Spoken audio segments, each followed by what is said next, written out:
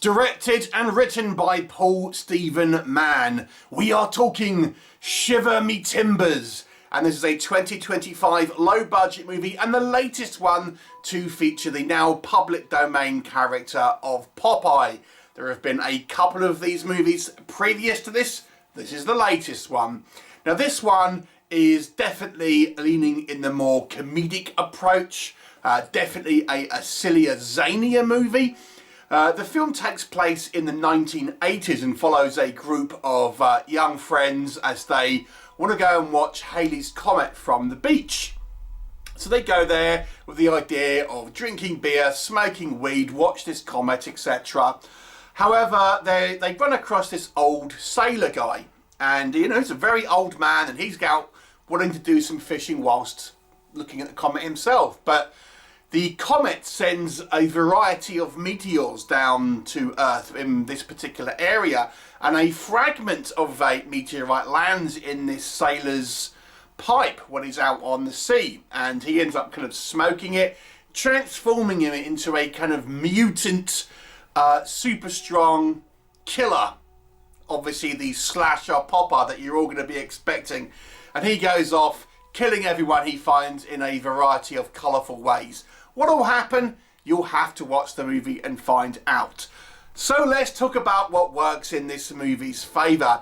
Now this one's tongue is definitely firmly in cheek. A lot of these kind of low budget public domain movies tend to be somewhat serious to a degree.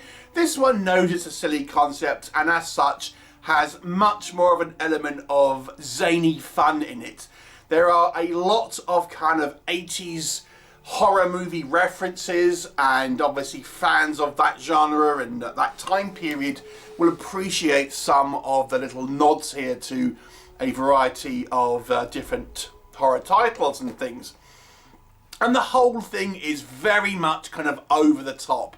There's loads of blood, lots of kind of over the top kind of fight sequences here, particularly the end fight, which I won't spoil for you, but it's marvellously over the top and very, very silly, but it's kind of at least fun.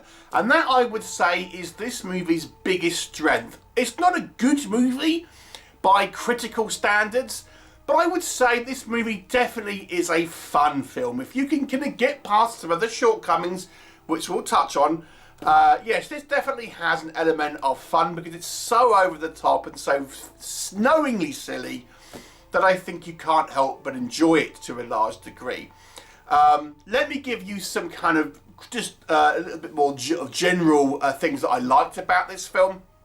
Our group of protagonists, for example, I actually found them somewhat likeable characters. Now, at the beginning of the movie, they're kind of heading towards this kind of coastal area in California, and they nearly hit this old man, which turns out to be our Popeye killer. But at this point, he's just an old man.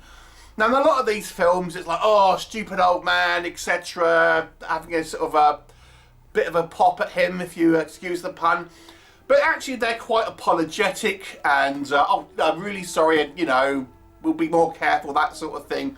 Which makes our group of protagonists, okay, they're not all a bunch of a-holes that you'll very often kind of find. They actually seem genuinely quite sorry for nearly hitting him, and that, I think, endears you to this kind of group of characters. No, they're not nasty. They actually even help another guy who's kind of getting beaten up by two tweakers, you know, just because he's an old homeless guy. They actually come to his aid in the beginning of the movie as well. So I think it establishes our characters. Yes, they're kind of young sort of teenagers, young adults who are going out to, you know, smoke weed and do all that kind of like partying, but they're not bad people. They're actually kind of quite, you know, good people when it comes down to it. I guess our main character is Olive Oil, or Ollie Oil as she's known in this, and she's kind of got into MIT, but she's unsure if she wants to go, and her friends are kind of quite supportive with her decision. Things like this, and her amusingly named brother Castor Oil. I thought it was funny. Yeah, so again, I quite like these sort of characters.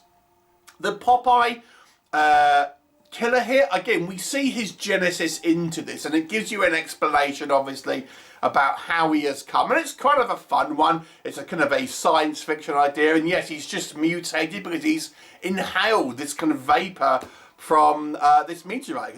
A bit has fallen in his pipe, and thus he transforms into this kind of like this killer. It never really goes into detail why he's like psychotic exactly. He just is, because he didn't seem like that beforehand. It just sends him into a rage, I guess. And you know, he's got the kind of, he says a few lines that are kind of reminiscent of the kind of the classic kind of Popeye, but you know, ultimately it's just an excuse to have a public domain character. He's not really anything like the kind of the actual kind of character, to be honest with you. There's some wildly over the top death sequences here. Heads getting ripped off, you know, pipes being shoved through various orifices and things like this. Very kind of imaginative deaths and kind of over the top. Loads of kind of like blood. Put a pin in that. We are going to come back to that. So there's a huge amount of kind of spectacle in regards to the kind of the cartoonish kind of style gore that this movie kind of has. It's a very relatively short film, so it has a kind of a punchy kind of runtime. It's only just about 70 odd minutes, so it doesn't outstay its welcome. It knows it doesn't need to be this kind of like long epic movie. It just needs to get in and out and have these kind of scenes and have some kind of fun along the way. I think the idea of this comet affecting Popeye is a good way to go to kind of explain why he's this kind of the way he is, I suppose. And obviously, setting it in the 80s, we don't have mobile phones and stuff like that, so it kind of gives you a little bit more agency to our kind of our group of kind of protagonists here and stuff like that. It doesn't really like lean massively into 80s nostalgia, to be honest with you, outside of the few nods and stuff to the horror movies, which is fun, but you know, you've not got lots of kind of 80s music or anything. It's a low budget movie, they can't afford the music licenses. But there you go. So, you know, it's a fun, enjoyable film for what it is. And it is a low-budget movie. So let's talk about what doesn't work. I mean, when it comes down to it, it's another kind of like public domain figure slasher movie. It has some fun aesthetics in regards to the goofy zaniness that this movie chooses to have. But when it comes down to it, there's lots of movies like this. It doesn't really set itself apart that much, to be honest. Yes, it's more over the top than some, but you know, it is just kind of like, yes, it's another public domain figure running after a group of teens. It doesn't do anything really that new, to be honest with you. One thing that I would say may put people off is the decision here to have the VFX be mostly CGI, including Popeye at times. Now, he's a mix of an actor, but with CGI enhancements, and I couldn't really understand why they did certain things. Like his pipe, for example, which I think is a piece of bone that he uses, but it's CGI. I mean, how difficult would it have been to have a physical pipe there? And that, like, again, it's clearly CGI. And there's a sequence towards the end, our big finale, where it ends up looking like a video game. Again, I'm not going to give you details about why. It's a fun sequence, but it looks like a video game. There is lots of blood, but it is nearly all CGI. And there are a couple of practical VFX, kind of like prosthetic, when we see sort of body parts and things like this, and a couple of kind of like aftermath kind of practical effects. But a lot of it, the majority of it, is CGI, and it's obvious CGI. So that, I feel, may be a little bit of a thing that might put some people off, particularly when this movie is meant to be 80s nostalgia. It's calling back a lot to 80s horror films, but then it has a lot of CGI. Now, clearly that wasn't a thing in the 80s. So I think this kind of nostalgia baiting is a little bit of an empty gesture to a degree, because the film doesn't present like an 80s film. Now, I'm presuming this is down to budget, and I suppose the CGI these days is cheaper than making this stuff practically. But as a viewer, I feel it's it's obviously maybe not going to be that prefer over the practical kind of side of things.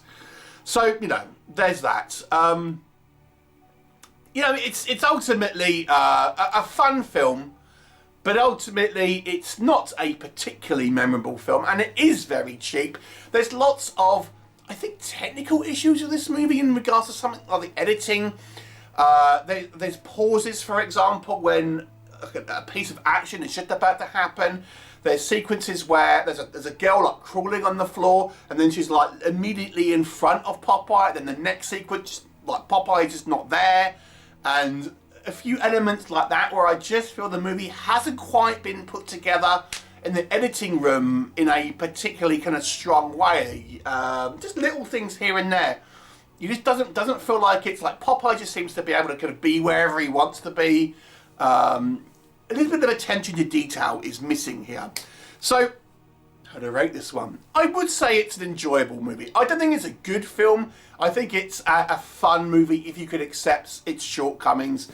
I'll give it a 5 out of 10, and I think it has a little bit more personality than a lot of these public domain slasher films, but don't be any under illusions here. It's not a critically good film, but it is a piece of fun. Have you seen it? Would you see it? Let me know what your thoughts are, and I'll look forward to seeing you next time.